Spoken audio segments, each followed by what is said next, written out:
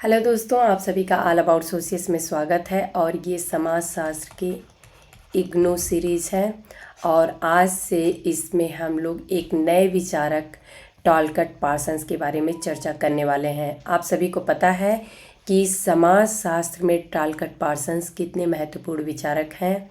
तो आज से हम लोग इग्नू सीरीज़ में टॉलकट पार्सन्स के बारे में चर्चा करने वाले हैं।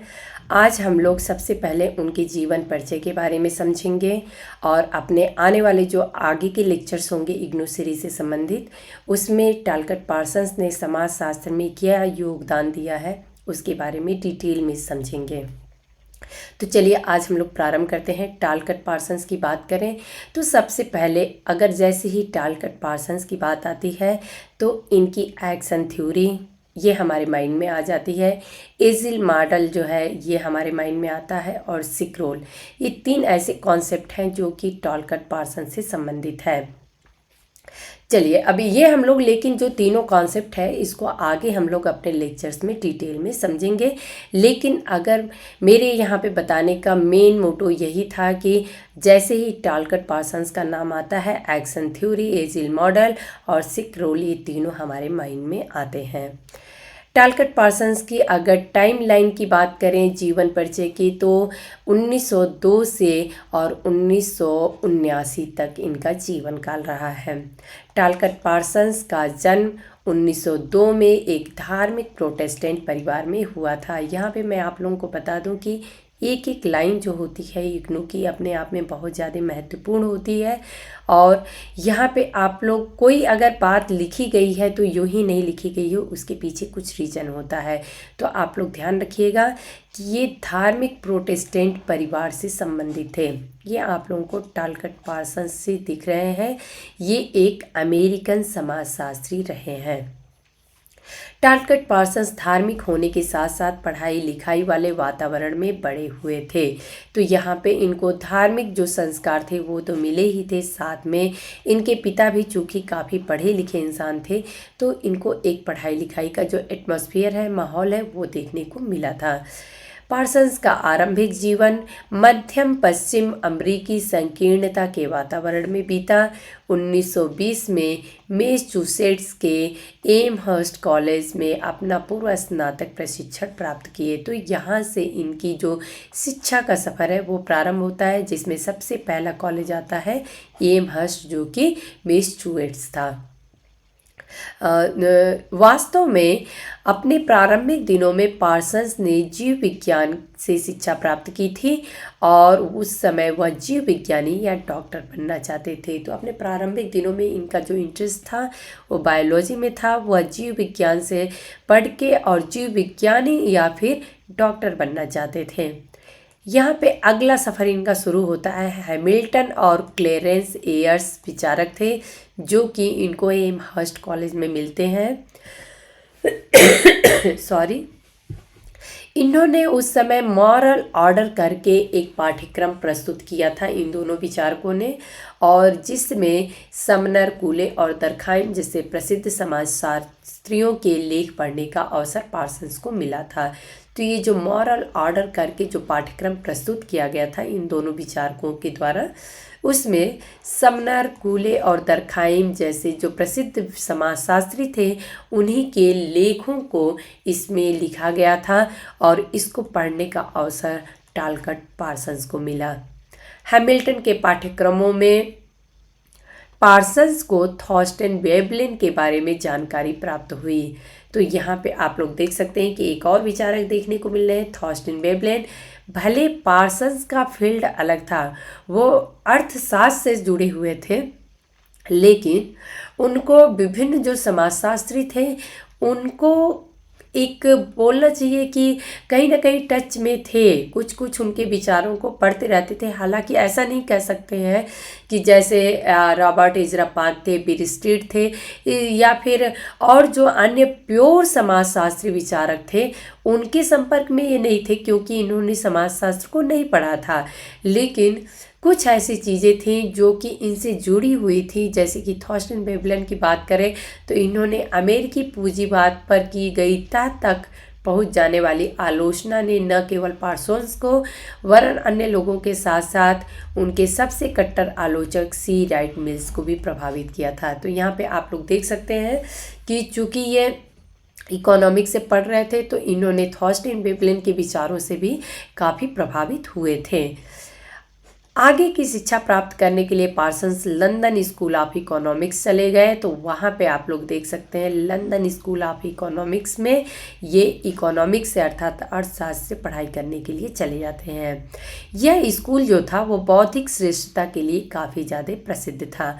यहाँ पे पार्सन्स ने एल.टी. हॉबहाउस, मॉरिस गिन्सबर्ग तथा ब्रोनिस्ला मालिनोव्स्की से शिक्षा प्राप्त किए। तो यहाँ पे आप लोग देख सकते हैं कि भले ये इकोनॉमिक्स से पढ़ रहे थे लेकिन इनका जो संपर्क है वो एल.टी. हॉबहाउस से, मॉरिस गिन्सबर्ग से और ब्रोनिस्ला मालिनोव्स्की से होता है। और जहाँ पे ये आप लोग समझ सकते हैं कि जो तीनों विचारक हैं अपने आप में धुरंधर रहे हैं। अगर बात ब्रोनिस्ला मालिनोव्स्की की करें तो आप लोग समझ सकते हैं कि कितने ज़्यादा इम्पॉर्टेंट विचारक हैं। तो अगर जो मालिनोव्स्की को पढ़ेगा वो प्रभावित न हो तो शायद रेयर ही होगा। अब आगे हम लोग देखते हैं कि उदाहरण स्वरूप हॉबहाउस का नैतिकता के विकास के क्षेत्र में गहन अध्ययन था। तो हॉबहाउस का जो एक मेजर फील्ड बोलेंगे वो नैतिकता के विकास के क्षेत्र में गहन अध्ययन था। इसको आप लोग ज़रूर ध्यान रखिएगा क्योंकि आगामी परीक्षाओं में पूछे जाने की संभावना बन सकती है। गिन्सबर्ग की बात करें तो इन्होंने पूर्व साक्षर समाजों के आर्थिक संस्थाओं का अध्ययन किया था, अर्थात जो साक्षरता से पूर्व के जो समाज थे उनके आर्थिक संस्थाओं का अध्ययन गिन्सबर्ग ने किया था। तथा मालिनोव्स्की की अगर बात करें तो इन्होंने संरचनात्मक प्रकार्यात्मक विश्लेषण के विकास में अग्रणी थे। पार्सन्स का डॉक्टरेट का शोध प्रबंध मार्क्स, वेबर और सोमबर्ट की कृतियों के विशेष संदर्भ में यहाँ से आप लोग देख सकते हैं जर्मन सामाजिक विज्ञान के साहित्य में पूंजीवाद की अवधारणा, तो इससे संबंधित इनका डॉक्टरेट का शोध प्रबंध था। तो आप लोग यहाँ पे देख सकते हैं कि जो इन्होंने डॉक्टरेट किया था उसमें इन्होंने Marx Weber, Karl Marx, Max Weber, Sombart इनकी कृतियों से काफ़ी ज़्यादा प्रभावित थे। अर्थात ये कह सकते हैं कि पार्सन्स जो थे वो जर्मनी के समाजशास्त्र से काफ़ी ज़्यादा प्रभावित थे। दूसरी बात ये भी कह सकते हैं कि पार्सन्स जो थे अपने समकालीन जो विचारक थे उनसे ज़्यादा प्रभावित नहीं थे, बल्कि काफ़ी पहले के जो विचारक थे जैसे कि कार्ल मार्क्स हो गए, दर्खाइम हो गए, वेबर हो गए, ऐसे विचारकों से वो ज़्यादा प्रभावित थे।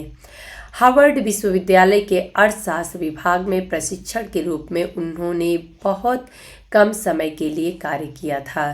तो यहाँ पे आप लोग देख सकते हैं कि यहाँ तक का जो सफ़र था ये लगभग 1927 तक का सफ़र जो है इनका अर्थशास्त्र से जुड़ा रहा, लेकिन जल्द ही वह नवगठित समाजशास्त्र विभाग में शिक्षक और विभाग कार चार्टर सदस्य बन गए और अंततः यहाँ पे सम टाइपिंग मिस्टेक हो गया, आप लोग ध्यान दीजिएगा, उसी में प्रोफेसर बनने के पश्चात सामाजिक संबंधित विभाग का संस्थापक और पहला अध्यक्ष बने।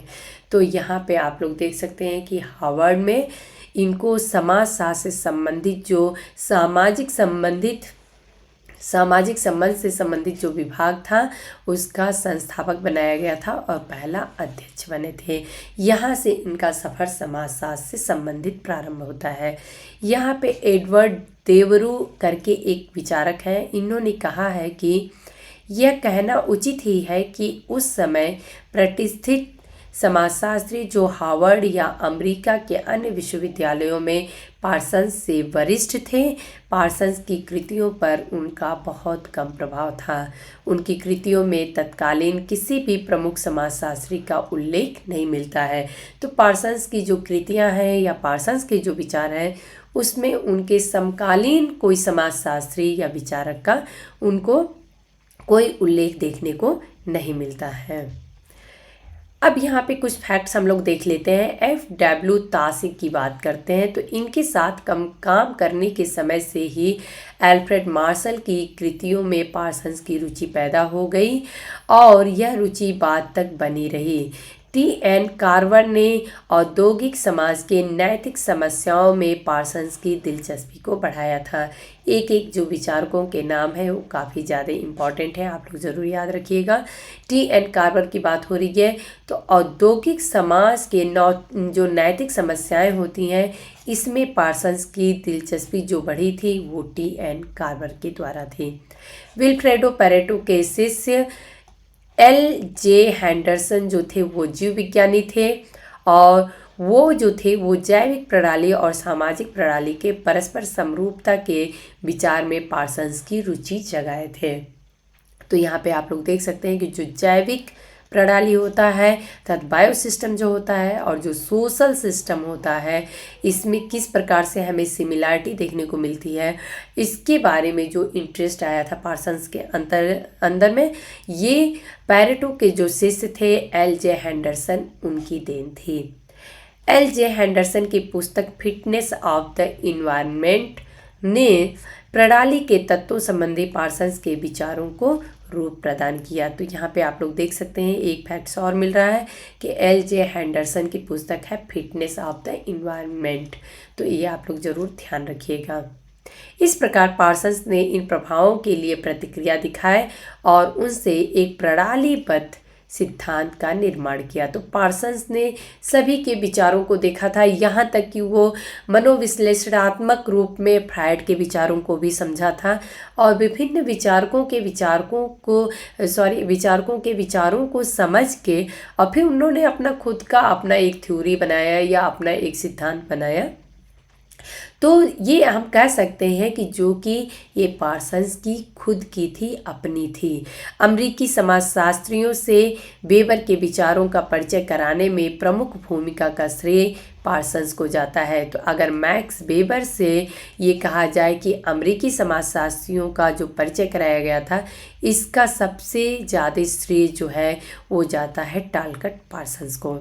पार्सन्स ने वेबर की कृति the Protestant ethic and the spirit of capitalism को अंग्रेजी भाषा में अनुवाद किया जो बहुत प्रसिद्ध हुई थी।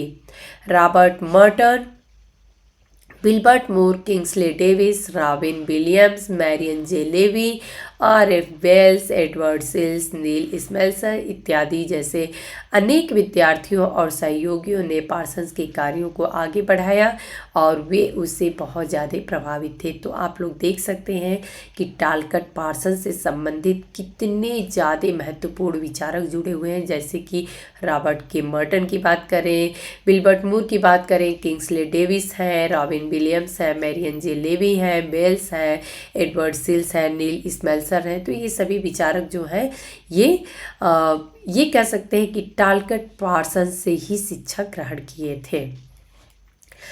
8 मई 1979 में दिल का दौरा पड़ने से हाइडलबर्ग में उनका उसी स्थान और वर्ष के उसी मौसम में देहांत हुआ जहां तथा जब उनके बौद्धिक गुरु मैक्स वेबर का देहांत 1920 में हुआ था।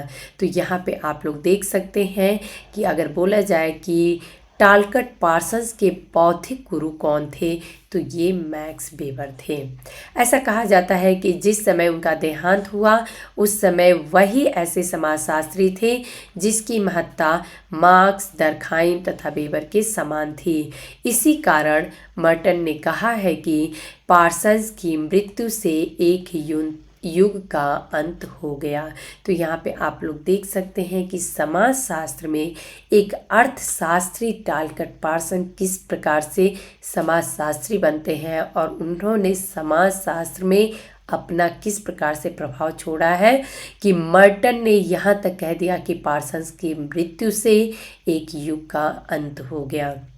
यहाँ पे इनकी 2 महत्वपूर्ण पुस्तकें जो कि समाजशास्त्र में बहुत ज़्यादा इम्पॉर्टेंट है, तो ये है द सोशल सिस्टम और एक है the structure of social action. तो इसको हम लोग सोसा के नाम से जानते हैं और ये जो है वो SS या फिर S स्क्वायर के नाम से जाना जाता है।